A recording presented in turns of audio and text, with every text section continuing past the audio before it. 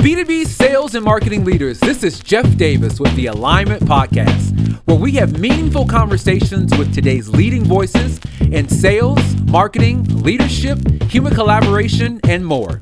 All focused on helping you align your sales and marketing teams for faster growth.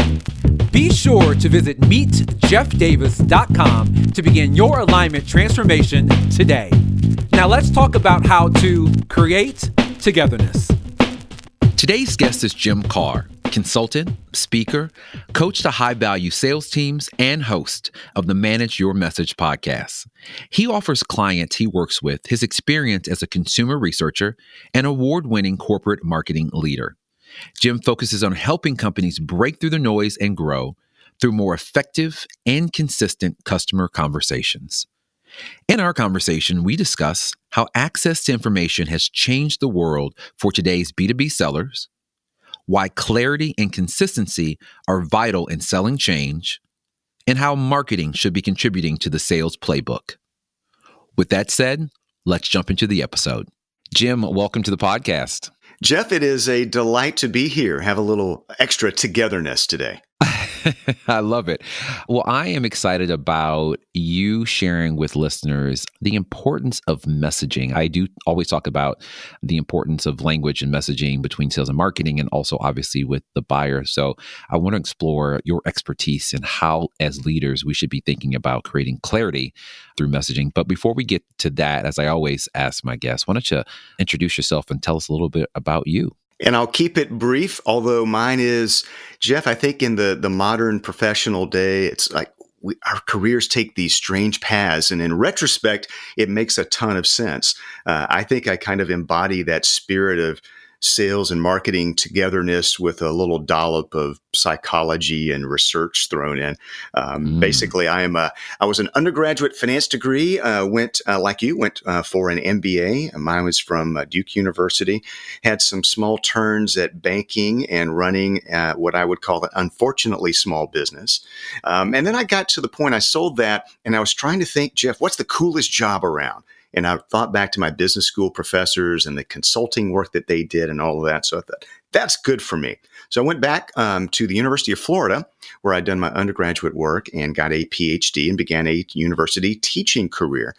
So I was lured. I started doing some writing and consulting and was actually lured away from a tenured position by a consulting client who brought me in to be a chief marketing officer for kind of a medium-sized private company that was in the world of bottled spring water, home and office delivery, containers manufacturing, bringing all those together. After that, I did a little business development work for a marketing agency, et cetera. But really, Jeff, within the last decade plus, a lot of things have coalesced right around the areas that you talk about. I've been a consulting principal with a company called DSG, does sales enablement work. And in that role, I've been building and implementing sales messaging playbooks for primarily B2B sales teams out in the field and subject matter experts and managers and leaders and all of that. So it really gets to that point where sales and marketing and these other areas come together with selling conversations. I think it forces that sense of togetherness.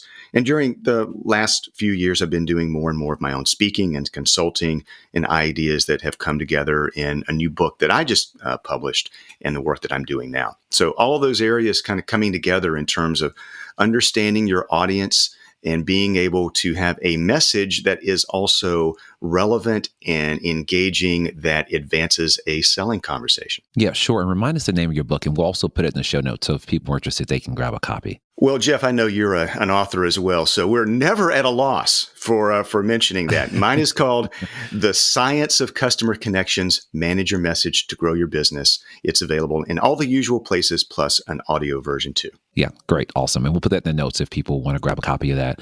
And so what I like that you bring is you bring this academic as well as practitioner approach to, as you said, understanding the customer, which I think is vital and key. And a lot of the folks that I work with sometimes think that they know their customers, or if they do, it's on a very superficial level. So once we're able to do that, communicating with them in a way that resonates with them is also important. Why have you seen this uptick in people paying more attention to messaging, maybe sales tracks, sales scripts? Like, why is it even more important than ever before? Well, a number of the things that you talk and write about, Jeff, is that the world of sellers has changed. We don't control information. We're typically at an information disadvantage. And if we are doing things in a similar way as has been done in the past, if we talk a lot about products, if we talk about ourselves and our passion and our commitment and that sort of thing, but we aren't having relevant conversations into the problems and opportunities that sellers have and helping them think of that in a new way, maybe giving them some options and some insights that they hadn't considered before, then we're going to continue to fall behind. And the metrics across B2B salespeople are pretty dispiriting and pretty clear, is that sellers are increasingly struggling. They struggle to hit quota. They struggle to close deals. They get commoditized.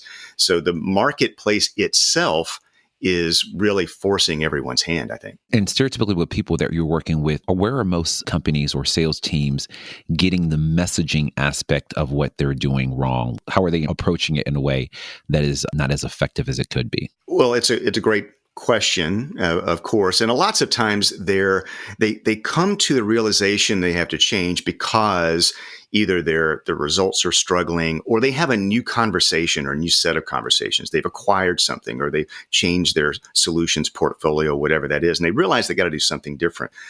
What I tend to find, Jeff, and for your listeners, is that they're the indicators, often they're lagging indicators of a problem, right? It's win rates, or it's deal size, or time to close, are the things that B2B sales professionals and managers tend to track. But I find that there are really some root causes, three big ones that we just need to recognize, call out, and understand that this is a process to try to address those and be able to actually use your conversations as a means to growth. The first cause is our brains. And we're wired, and we're learning more and more through brain science, some of the things that I brought out in the book. We are wired for comfort and pleasure, which means that we are wired to talk about ourselves and use our own language. In fact, the parts of our brains that get activated when we talk about ourselves, those are the same parts of our brains that get activated when we have a great meal, or we're thinking about sex, or certain psychedelic drugs. So it's not our fault. It's our brain's fault. Well, what it means is that leads us to have a self-centered message, a comfortable message. And that's something then that we have to use playbooks and coaching and processes to work out. The second thing that gets in the way are legacies and assumptions. And I think there's been a long-standing, certainly in the sales world, long-standing assumption that extroverts, certain personality types, are best suited to sales. We've learned that that's not necessarily the case, that introverts, extroverts, and the people in the middle, who are known as ambiverts, all have different strengths and different roles that they can bring into the conversation. We have typically restricted ourselves needlessly into who can be a good messenger, who can be a good conversation leader. And that prompts, unfortunately, a scale issue. We're just not having enough of the right kinds of conversations, bringing in subject matter experts, bringing in other people as well. And the third thing I think that's a struggle, and it's just a structural environmental struggle that we have to push against, are the realities of today's work patterns. And the where people work, when they are, we tend to be disparate. We are tending to do a lot of stuff virtually and with different business units inside the company, and a lot of the conversational skills, business acumen that people may or may not have.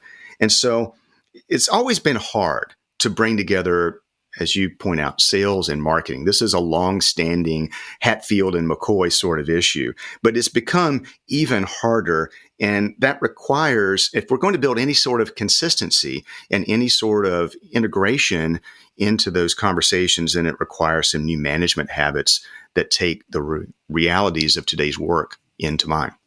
And I would assume that messaging is really vital and key as you're trying to transition from a product-focused company to a customer-focused company.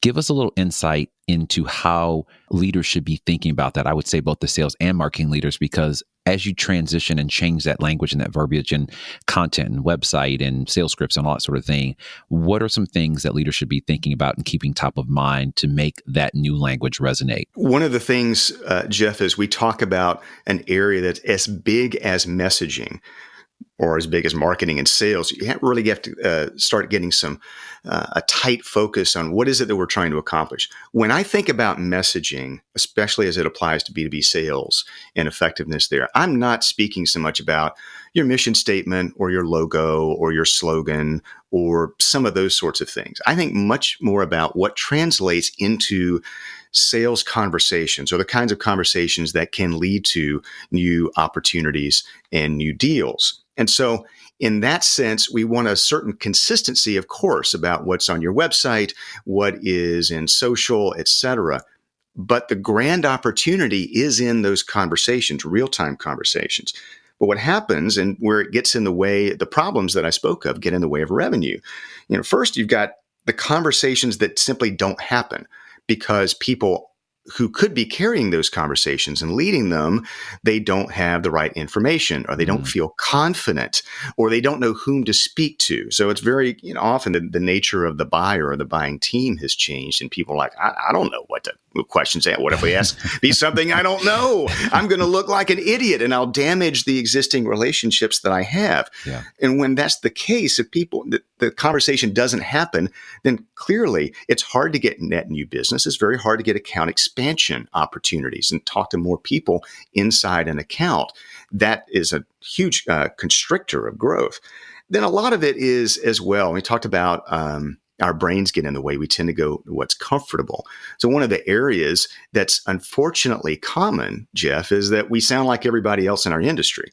We tend to be going to the same conferences. People use the same lingo and acronyms and that sort of thing. We commoditize ourselves unintentionally, which shows up in lower win rates, right? People can't distinguish you from other alternatives, then you're going to tend to lose more deals than you get. You're fighting on price, all of those things that go with commoditization.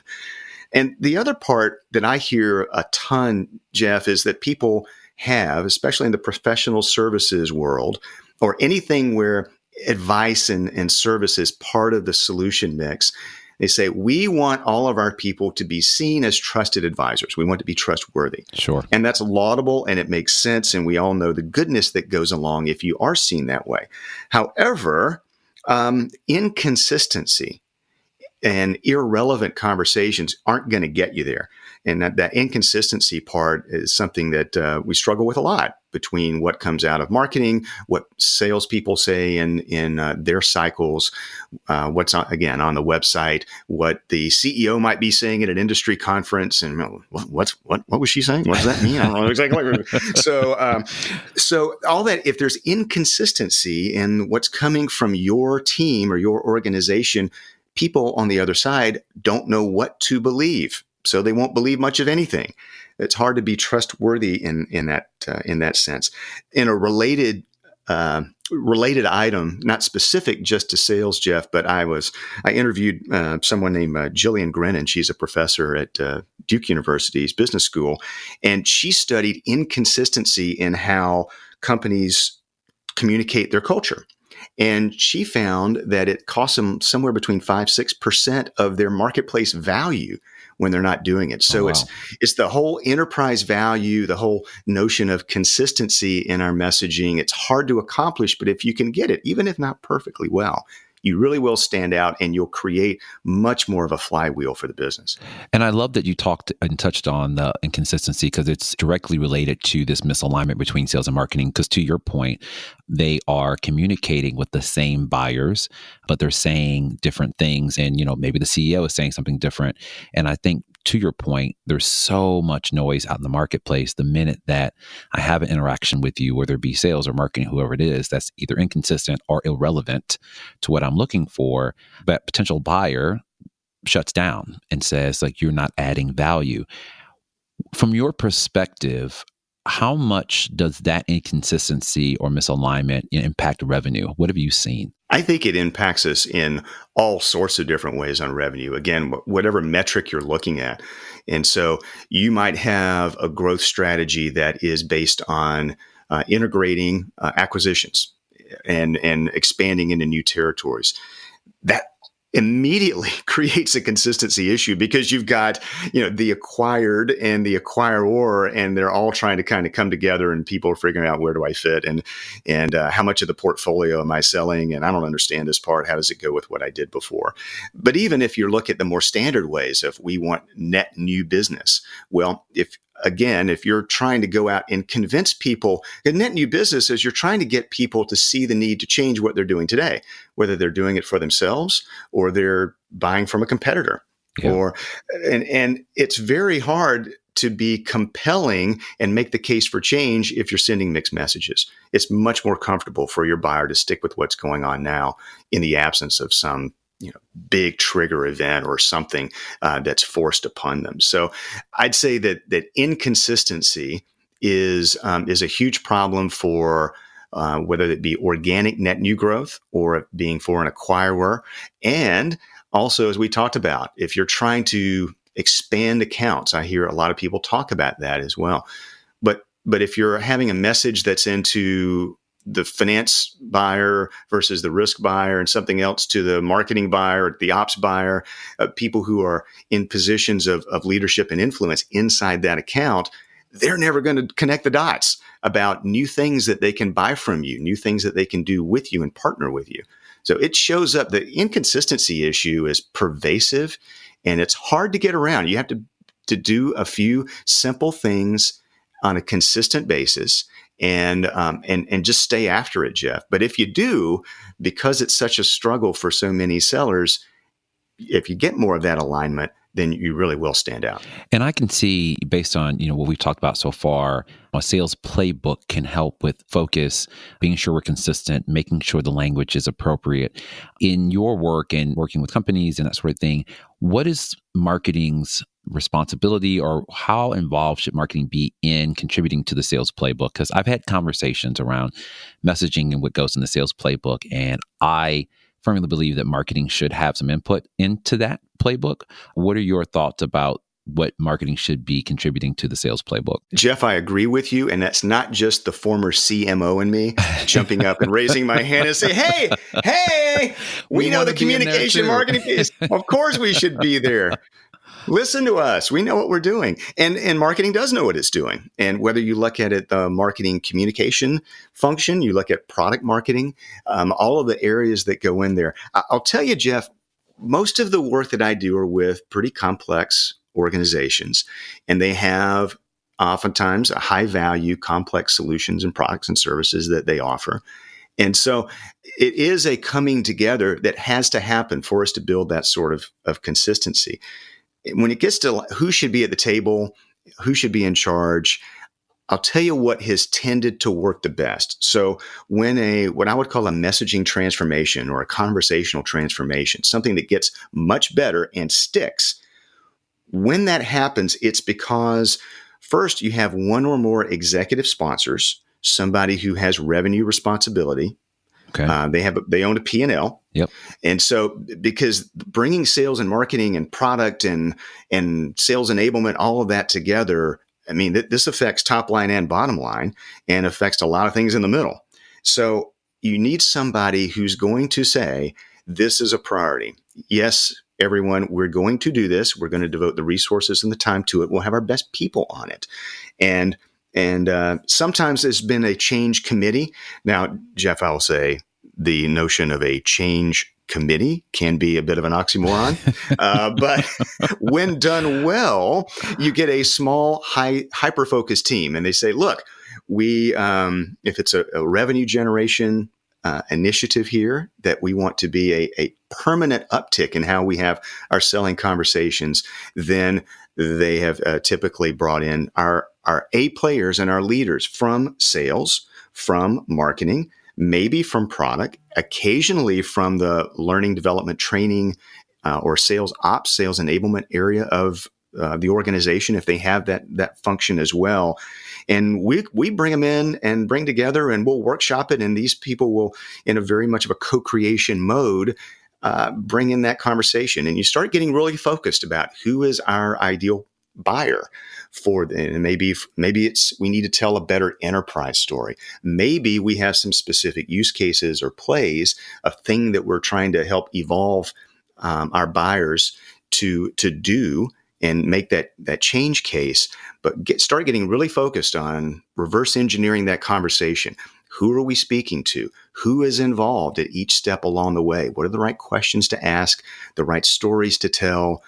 How can we, oftentimes we're trying to disconnect from just doing more demos or tossing more capabilities presentations at people, and instead get into more interactive, sometimes based on a whiteboard, business conversations to have with buyers and prospects. But it really, if you expect your salespeople to use it, then they need to be involved. But you have to have marketing and product and SMEs and with strong leadership at the top to say, this is not just a campaign. This is not, hey, we heard Jeff Davis speak at a conference. And so, yeah, that togetherness stuff sounds good. So let's do that. Let's do it tomorrow. For like 90 days. Yeah, let's do that tomorrow. And we'll, get the t-shirts and we'll have a balloon drop and pat ourselves on the back. That's a start. But what we want to do is ultimately establish something that is sustainable and you get a compounding effect over time. And I think the way that you said this co-creation of the sales playbook, I think is really vital and really important for us to reiterate, because you made me think about the fact that you cannot create a sales playbook in a silo. Right now, we're seeing anywhere upwards of 10 key stakeholders in the buying committee on the buying side of the interaction. And if you're not getting the language right, to your point, sales ops talks a certain kind of way, the finance folks talk a certain kind of way, marketing talks a certain kind of way. If you're not bringing those interactions and that language into the sales playbook, it's a missed opportunity, because you will not be empowering your salespeople to be able to pivot the way that they need to speak to those different stakeholders in the business. So I absolutely agree with you. There has to be a co-creation of the sales playbook in order to be able to empower your salespeople to be able to have the right interactions with the right stakeholders in that group. And it's the right thing for a couple of reasons, Jeff, that I've seen the way it works out. First of all, the content's better, right? So you're capturing the right kind of language. You're capturing the right stories. People do tend to work in their own silos. That's just the way things go. It's nature of the beast. Nature of the beast. And that problem is only getting worse over time. So that playbook approach works in terms of making better content. But here's the other thing. You also build momentum. You build some street cred inside the organization. You know how the way it can often work. Sometimes the new messaging comes out and, it came from marketing, or it came from the agency, or, they brought in some consultant person and, who tossed their, 57-step system to better whatever. And it gets dismissed especially by your best people. The whole thing about trying to build consistency, and I think that there are opposite ends of the spectrum of what to do about inconsistency, and the opposite ends don't work. One of them, it can be pretty laissez-faire. Like, we're just people are gonna sink or swim. We'll just let the best ones win. But as we spoke about before, you can't build trustworthiness and you can't scale on top of inconsistency. You may have a few high performers who are doing their own thing, but that doesn't become a capability. The other, and sometimes, look, CEOs or sales leaders or marketing leaders can get frustrated, and I won't do it because it'll mess with our audio, but they're slam the fist onto the table and say, I know, why don't they get it? Well, we're going to tell them. We're going to tell them exactly what to say. We're going to tell them exactly what to do. And what will happen is if you try to shoehorn it or say, we're going to have this exact script for every situation, well, what's going to happen? Again, your best people are going to say, who in the world is telling me to do that? I'm not going to say this to the people that I know. Now, they might appreciate some guidance. In fact, they will. Your people out in the field do want a good story to tell. They do want some insights, be able to offer up something to a prospect or even an existing customer that could be doing a lot more with us. They would like to bring something new to the table. We always want to be able to talk about something that we think will be new, interesting, relevant, change the conversation. So that playbook approach works in that it builds more engagement on the inside, and you do get better content.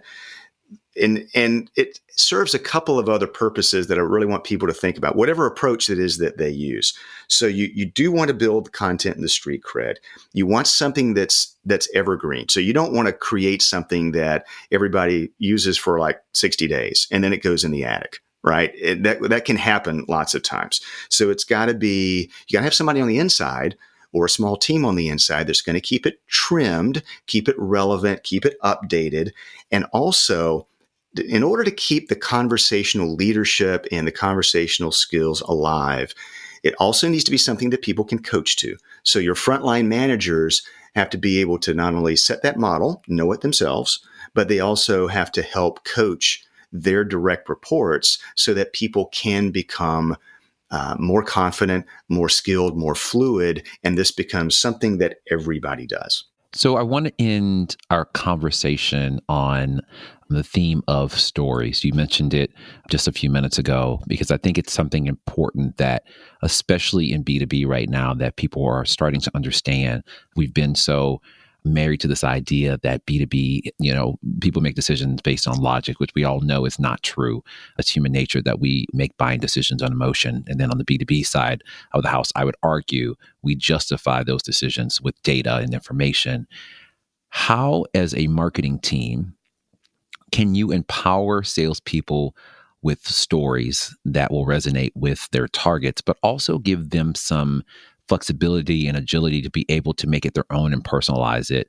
Because I do feel like giving some type of structure to the sales force so that you can get that consistency in stories is powerful. But how do you do that and also allow them to make it their own? And this is a great opportunity. It's something that salespeople, especially your best salespeople, do want, but they're going to lack visibility across the organization. They're going to know their deals. They're going to know the things that their team or their region worked on, but they're not going to have access to everything that's going on in your ecosystem. And one thing with marketers is we tend to be pretty good about helping craft a story. One thing that everybody should recognize of what a good selling conversation story is all about. It's not telling your founding story over and over. All right. And it's not about you, but there is a craft to it. There's a structure that we know tends to work, and how you create some tension. You talk about how someone who is in a similar kind of situation to your audience dealt with that and what happened on the other end, and the feeling and the relief and the opportunity that they got on the other side of that. You want something that the other person can project themselves into. So what that means in terms of a playbook, in terms of the role of a marketing team in particular of doing that, is I'm a big fan of story banks and or story. Almost think about like a box of chocolates. I like that for this. So when I are putting together a specific messaging playbook, and you think about, a playbook is structured around a conversation, a specific conversation, or a specific small set of conversations you want people to have. So you want to have in that effort maybe 8 to 10-ish. That's a technical term, ish, but a small collection of stories that are relevant to that kind of conversation, that are relevant to that kind of audience, that kind of prospective buyer who's there. And so in terms of structuring a case study, you probably have a bunch of case studies lying around or sales stories, but being able to take those, put them in the right kind of format, and curating those for specific conversations, getting those distributed, whatever your internal distribution mechanism is. You may have a playbook, you may have on Slack, you may do training, you may be whatever that is. But it's got to be put into a good storytelling format, give people the opportunity to practice in their teams, practice telling stories, and getting fluid in terms of doing it, and then keeping that set fresh and targeted and relevant. We all need reminders. We all tend to forget stuff. So marketing, you're going to be communicating that and trying to keep those stories top of mind with your internal audiences just as much as you are with an external audience. Well, Jim, that was all good stuff that you shared with us today. I love the fact we were able to really talk about the negative impact on revenue that this inconsistent messaging has. Also, I love that we kind of review the importance of co-creating the playbook and making sure that the sales playbook isn't created in a silo in order so that we can have those voices and understand the language that we need to deploy to different types of stakeholders within the buying committee. And then last but not least, I love this idea of the story bank with, I think you said 6 to 8-ish stories. But I think that's really great for marketing to be able to give some context and stories that are global stories that will resonate with customers, and then having salespeople kind of pull that through and make it their own and bring those up when appropriate, make it personalized and create a connection between themselves and their target buyers. So again, I want to thank you for being on the show. Let everybody again know about your book and how they can get in contact with you and any other information that would be helpful for them to reach out to you in the future. Jeff, it's a great pleasure because I know that your audience is doing this stuff all the time and trying to stay ahead of it and to create that togetherness. Yeah, my new book is The Science of Customer Connections, Manage Your Message to Grow Your Business. It's available wherever you can find books. My name is Jim Karrh, Karrh. And so I also have a podcast called the Manage Your Message Podcast. And again, I do speaking and consulting and all that sort of thing. I would encourage anyone to connect with me on LinkedIn. It's kind of my platform of choice. And if you go to my website, jimkarrh.com, lots of other free resources there. And my direct number is on the website as well. Always happy to have a conversation. Thanks for listening to the episode. To learn more about transforming your sales and marketing teams into a high-performing revenue engine, be sure to pick up my book, Create Togetherness, available on Amazon.com. To keep the conversation going, visit me at meetjeffdavis.com and follow me on LinkedIn, Twitter, and Instagram. Join me on the next episode where we continue to talk about how to create togetherness.